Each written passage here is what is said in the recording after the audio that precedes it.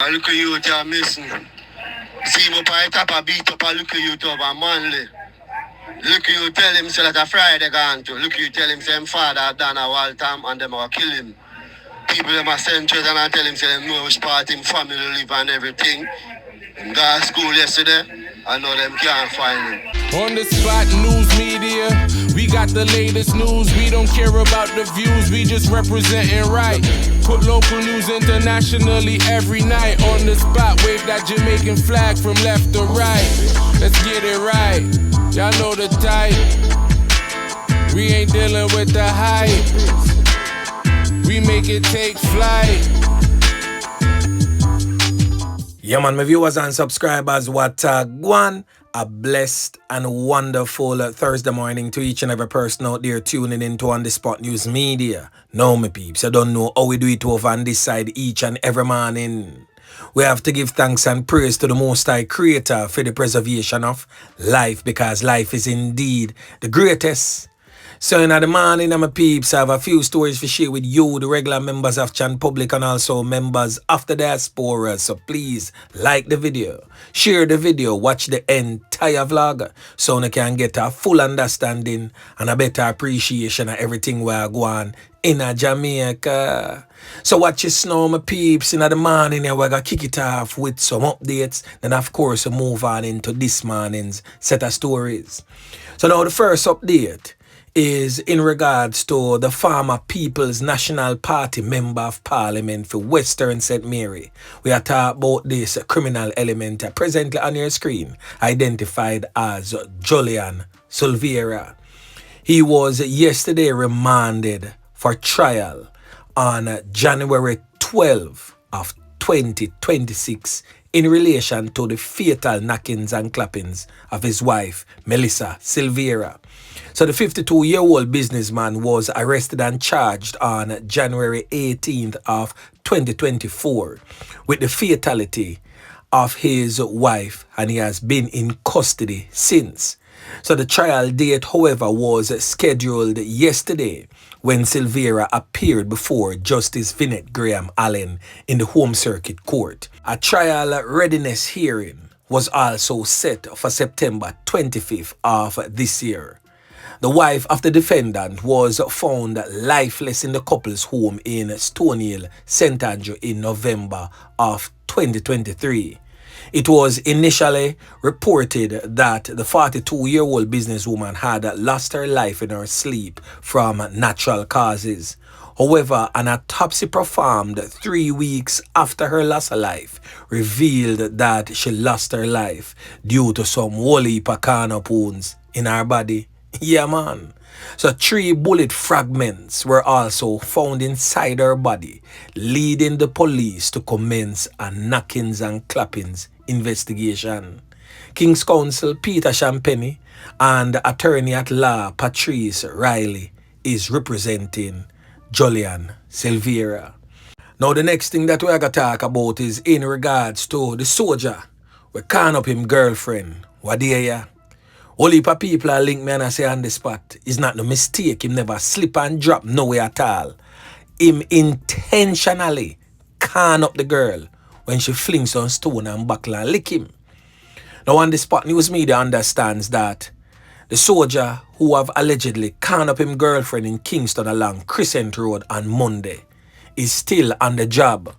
So the Era 4 police confirmed that there has been no charges laid against the JDF member, and that is basically because they have not yet interviewed the injured woman. So Assistant Commissioner of Police, that's Michael Phipps, the man who in charge of Era 4, stated that police were definitely going to conduct that interview shortly.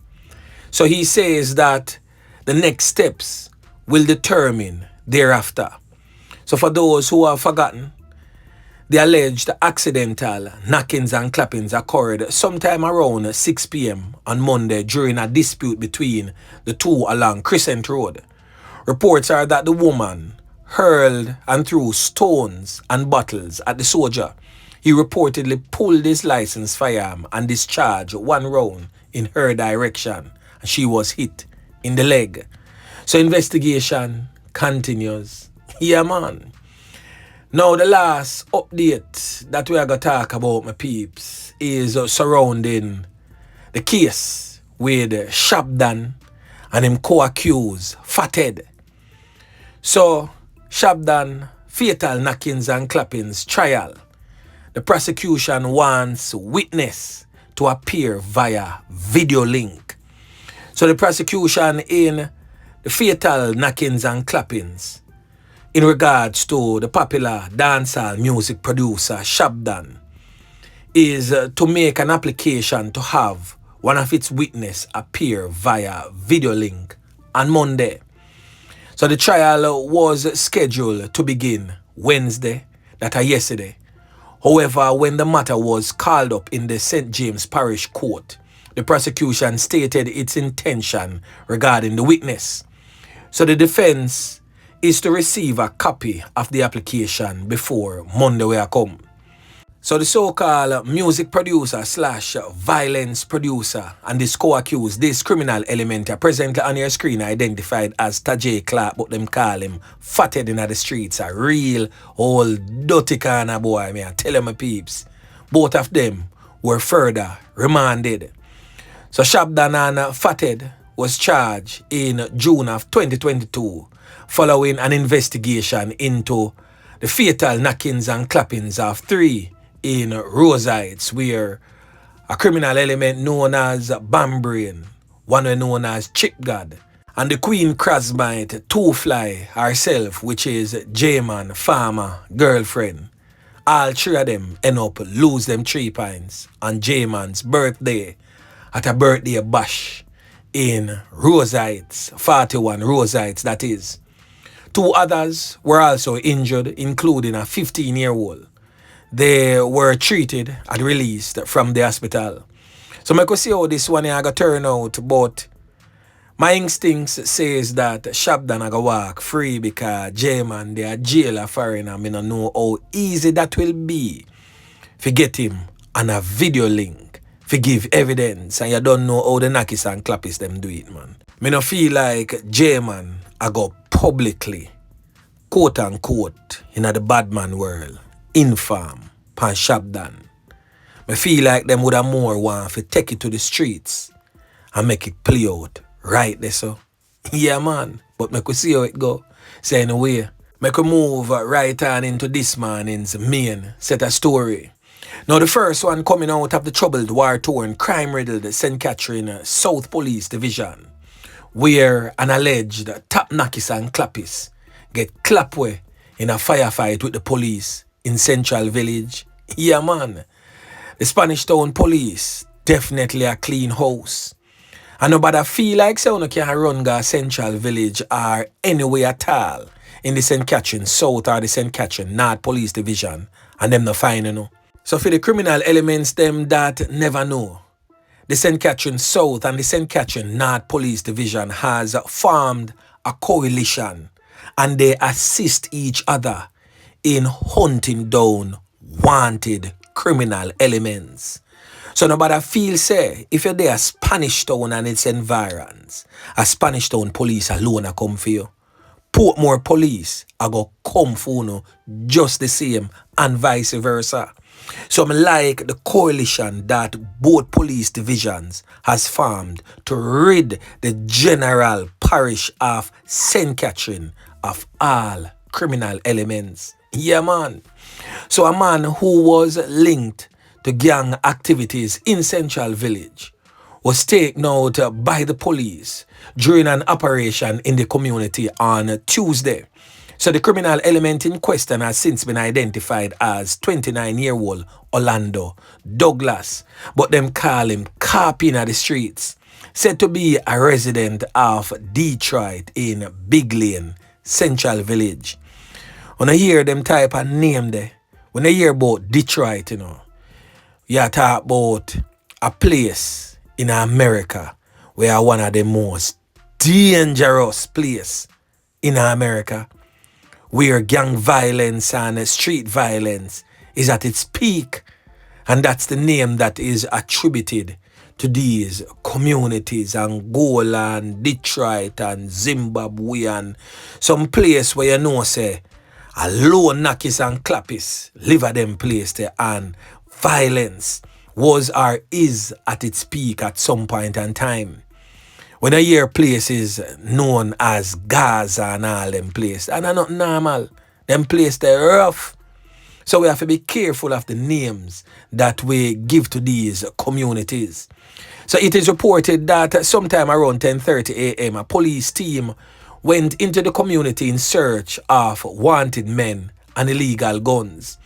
And it's alleged that the criminal element identified as Orlando Douglas, aka Copz, was fatally taken out as he engaged the police in a gun battle. A Glock pistol with several rounds of ammunition was also reportedly seized from him. Investigators says that the criminal element was a notorious and top knockers and clappers in a criminal gang based in the Big Lane community of Central Village. But it not stop the saying of my peeps. Officer Yeman Pick and team saddle westerly. Yeah man, and them stop in a place known as Grangeville in Westmoreland, in the Westmoreland Police Division yesterday. So members of the notorious Posse gang get caught up, lose them 3 pints as they took on the likes of Officer Yeman Pick and team in a firefight in Grangeville. So the 3 criminal element them will end up lose them 3 pints as since been identified as 23-year-old Jervis Smith, 20-year-old Javon Hall, and 19-year-old David Brooks. We not talk about my father, you know. But he's a old dirty kind of boy, a 19-year-old known as David Brooks. So the incident took place sometime around 5:20 a.m. along Mint Road in Crowder. So during that pre-dawn operation, we get to understand say the police team armed, well equipped, and step in at the area to go find some criminal elements and also to see if them can seize some illegal weapons and take them off the streets.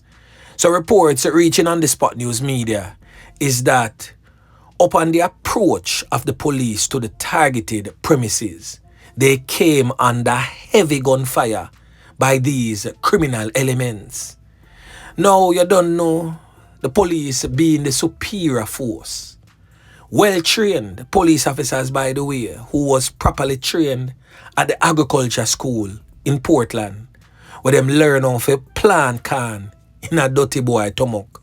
They took evasive action and returned the fire in the direction of the criminal elements.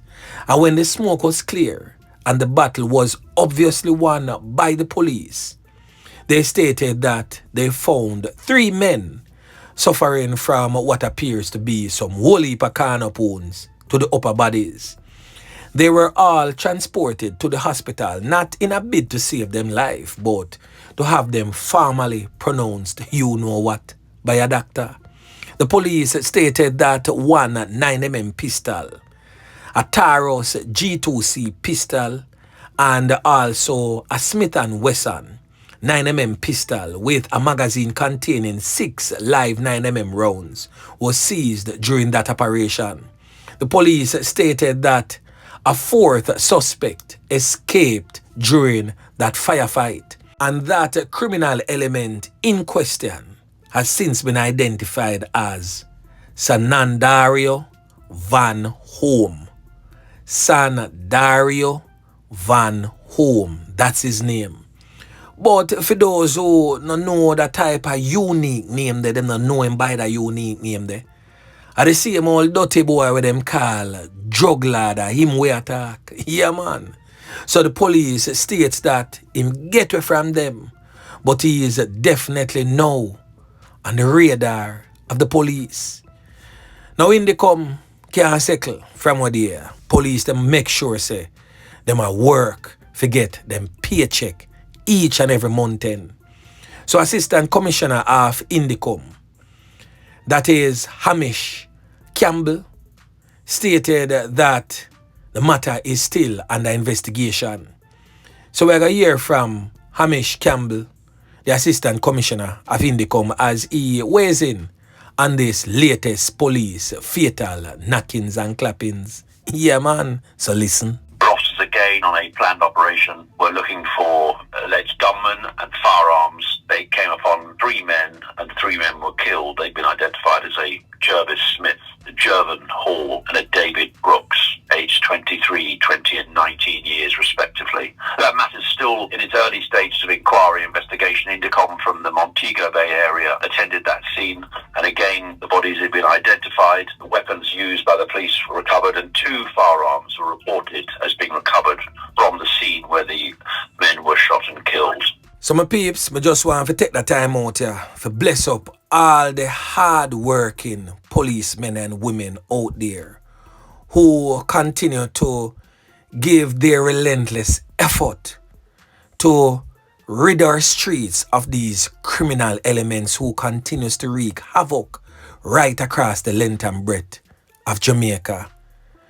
The good cop versus bad cop thing, we understand that. We know say corruption is definitely still a thing that lingers within the ranks of the armed forces. But we definitely have to commend them on their efforts that we have seen, especially since the start of the year, in getting rid of some of these criminal elements. There is literally no safe haven for these criminal elements. Anywhere on the run go, the regular members of Chan Public are go pushing out, and Officer Yeman Pick and team are go come take on out. Is either on come out in a body bag or the iron bangle. And that is solely dependent on how you approach a situation when the police them come get you. So I would advise all young men and young women out there who aspire to be criminal elements of any sort, cease and desist. Turn away from that criminal lifestyle and go seek to become somebody who is employable and someone who can contribute positively to our society.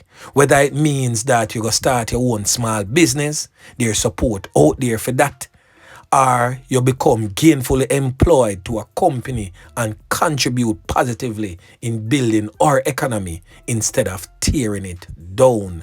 Stay away from the quick cash. Stay away from the fast lane. Hard work is the key to success. Yeah, man. So anyway, my peeps, remember to like, share, subscribe to the channel. Stay tuned to On The Spot News Media as I continue to bring you fresh news and updates in a subsequent newscast. On The Spot News Media. Yeah, man.